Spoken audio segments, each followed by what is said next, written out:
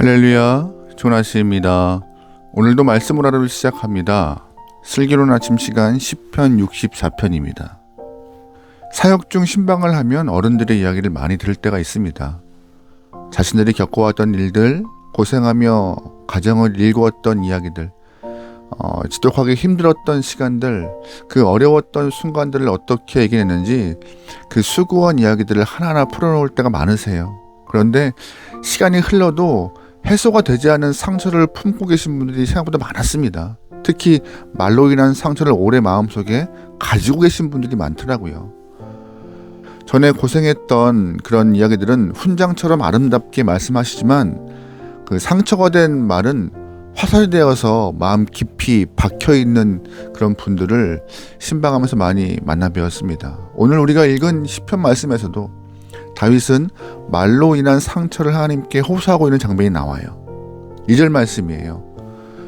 주는 악을 꾀하는 자들의 음모에서 나를 숨겨주시고 악을 행하는 자들의 소동에서 나를 감추어 주소서.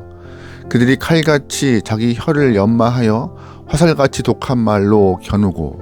아멘. 함부로 말해서 상처를 준 사람을 악을 꾀하는 자, 악을 행하는 자라고 다윗은 말합니다. 그들의 말은 칼과 화살같이 독한 말이 되어서 다윗에게 상처를 주고 있다라고 말하고 있어요. 여러분, 칼과 화살은요, 상대방에게 상해를 입히는 무기입니다. 근데 우리의 말이 칼과 화살같이 되어서 상대방에게 치명상을 입힐 수 있음을 기억해야 해요. 그냥 했던 말, 무심코 내뱉은 말 한마디, 생각 없이 쉽게 표현한 이야기가 상대방에게는 치명상을 줄 수 있음을 분명히 기억하셔야 합니다. 사실 우리가 사용하는 말 중에 어느 포인트에서 상대방이 상처를 받게 되는지 모를 때가 많아요. 상처를 주려고 했던 말은 아닌데 또한 상처를 받는 경우도 있죠. 그래서 말이 참 어려운 것 같습니다. 그러기에 조심하고 또 조심하고 신중하게 해야 될 것이 말이라는 사실을 꼭 기억하셔야 돼요. 여러분, 말을 잘하는 것이 무엇일까요? 언변이 좋은 것이 뭐예요? 다양한 표현을 하는 게, 자신의 감정을 여러 가지 모습으로 표현하는 게 말을 잘하는 것일까요? 상대방에게 상처를 주는 말을 하지 않는 것이 말 잘하는 사람이고 말을 잘 이용하는 사람이라는 생각이 듭니다. 오늘 우리의 말이 칼과 활이 되지 않도록 조심하고 또 조심할 수 있길 소망합니다. 본문 속 다윗은 말로 큰 상처를 주었던 사람들의 태도가 비겁하다라고 말하고 있어요. 4절 말씀이에요. 숨은 곳에서 온전한 자를 쏘며 갑자기 쏘고 두려워하지 아니하는도다. 아멘. 말을 칼과 화살로 사용하는 사람들의 모습은 정정당당하게 앞에서 잘못을 지적하는 것이 아니라 뒷담화하는 것과 같이 숨어서 비겁하게 말하는 사람들이라고 다윗은 말하고 있습니다. 앞에서 말을 하면요, 서로 변론도 하고 대화하기 때문에 상처를 받지 않아요. 아니, 상처를 덜 받아요.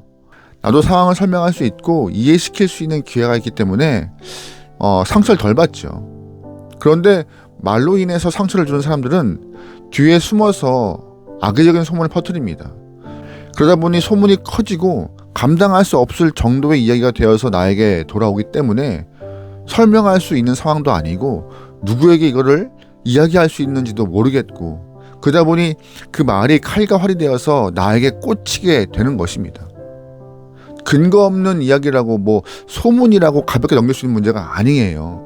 뒤에서 흘러나오는 이런 말들, 저런 말들 때문에 음모를 만드는 사람들이 다윗 주변에 있음을 말하고 있는데요. 우리 주변에도 이런 일이 발생할 수 있습니다. 혹시 우리가 이 본문 속에 있는 사람들과 같이 뒤에서 이야기를 하는 사람은 아닐까요? 해결할 수 없는 문제들, 눈에 보이지 않는 이야기들, 검증할 수 없는 말들을 뒤에서 몰래 하는 상황이 아니었나, 스스로의 삶을 좀 돌아볼 수 있길 소망합니다. 사실 뒤에서 몰래 얘기하는 거 재밌죠. 그런데 그런 이야기는 분명 칼과 활이 된다는 사실을 꼭 기억해야 합니다. 다윗은 이런 문제 때문에 너무 고통받고 있어요. 비겁하게 뒤에서 말만 하는 사람들 때문에 얼마나 힘들고 어려운 시간을 보내고 있는지 모릅니다. 계속해서 다윗은 그런 사람들의 태도를 설명하고 있어요. 5절 말씀이에요. 그들은 악한 목적으로 서로 격려하며 남몰래 올무놓기를 함께 의논하고 하는 말이 누가 우리를 보리오 하며 그들은 죄악을 꾸미며 이르기를 우리가 묘책을 찾았다 하나니 각 사람이 속뜻과 마음이 깊도다. 아멘. 무슨 뜻이에요? 참 말씀을 읽으면서도 화가 날 정도인데요. 우리가 하는 일을 누가 볼 것이냐 하면서 악을 멈추지 않고 있다는 것이죠. 덫을 놓고도 묘책을 찾았다라고 말하는 사람들이고, 말로 가진 악을 다 일삼는 사람들의 모습이 5절과 6절에 다윗은 말하고 있습니다. 도대체 이런 사람들에게 어떻게 갚아줘야 할까요? 똑같이 복수하면 좋을까요? 하지만 다윗은 이런 사람들과 같은 모습을 보이지 않고 있습니다. 다윗 역시 말을 할 수 있는 사람이고 혈기가 있는 사람이기 때문에 충분히 악으로 대항할 수 있었습니다. 그러나 그는 오히려 방향을 바꾸어서 하나님께 입을 열어서 말하고 있어요. 상대방을 향하여서 악을 악으로 갚지 않고 말을 말로 갚지 않고 하나님께 기도로 말하고 있는 것이죠. 진실한 하나님, 누구보다 하나님이 잘 아시니까 해결해 주세요 라고 맡기고 있는 것입니다. 사람에게 말하면 원망되고 나도 그 나의 말이 칼과 활이 되어서 사람에게 상해를 입힐 수 있기 때문에 다윗은 상대방을 향하여서 말로 인하여서 상처 주지 않으려고 애쓰고 있습니다. 그래서 기도하고 있는 것이에요. 하나님께 원수의 악행을 고발하고 있는 것이죠. 그랬더니 어떤 결과가 발생했을까요? 7절 말씀이에요. 그러나 하나님이 그들을 쏘시리니 그들이 갑자기 화살에 상하리로다. 이러므로 그들이 엎드려지리니 그들의 혀가 그들을 해함이라. 그들을 보는 자가 다 머리를 흔들리로다. 아멘. 하나님께 맡기고 기도했더니 하나님이 그들을 향하여서 화살을 쏘심을 보았다는 것입니다. 그들이 자기가 쏜 화살에 당한 것이고 자기가 뱉은 말에 본인들이 상함을 경험하게 된 것입니다. 하나님의 놀라운 손길로 기도하는 하나님의 백성을 살피시기 때문에 다윗은 믿고 기도한 것이죠. 그래서 악한 말은 화살되어서 돌아갈 것이고, 악한 말 한 사람, 그 칼과 같이 매서운 이야기를 했던 사람들이 오히려 자신이 했던 이야기 때문에 상해를 입고 하나님이 지키신다라는 말을 다윗은 하고 있는 것입니다. 여러분, 그러기에 신앙에는 내가 대항할 필요가 없어요. 기도하면 하나님은 우리가 악을 행하지 않도록 대신 갚아주시고 보호하시는 것입니다. 악한 이야기가 칼과 화살되어서 나에게 들리십니까? 분노하지 마세요. 하단마귀는 우리의 마음을 충동질해서 덩달아 우리가 흥분하여서 똑같이 되갚아주길 원하고 있는 거예요. 오히려 성도인 우리는 반대로 주 앞에 기도할 때, 주 앞에 마음을 쏟아놓을 때 하나님이 악을 행하지 않기 위하여서 우리를 지키시는 분이십니다. 또한 우리 마음을 지키시는 분이세요. 하나님은 기도하는 영혼, 주님의 백성 지키십니다. 하나님의 강한 손길이 우리를 보호하시고 하나님께서 심판하시며 갚아주시라 믿습니다. 그러기에 여러분 스스로가 분노를 만들지 않길 바랍니다.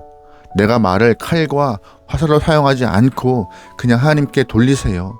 맡기세요. 하나님이 우리의 기도를 들으시고 위로하시며 우리를 지키실 것입니다. 여러분, 우리가 하루에 수많은 말들을 합니다. 여러분의 말들도 칼과 화살과 같이 남에게 상처 줄 수 있음을 기억하며, 또한 내가 말로 상처를 받았다면 똑같이 되갚지 마시고 주 앞에 기도하여서 맡기시고 주의 인도하심을, 또한 하나님의 지키심을, 하나님의 갚아주심을 경험하면서 하나님의 사랑 안에 거할 수 있는 주님의 귀한 영혼 될 수 있기를 주님으로 축원합니다. 아멘. 기도하시겠습니다. 우리의 기도를 들으시는 하나님, 오늘 하루 우리가 수많은 말을 내뱉을 때마다 위로의 말, 격려의 말, 사랑의 말을 허락하시고, 반대로 우리가 들은 말들은 우리에게 상처가 되지 않도록 우리의 마음을 지켜 주시옵소서. 또한 우리가 상처받지 않도록 주님 지키시고 주님이 우리의 삶을 보호하여 주시옵소서.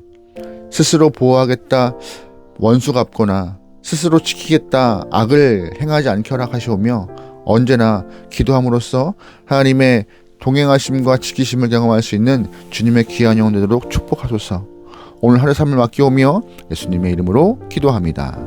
아멘.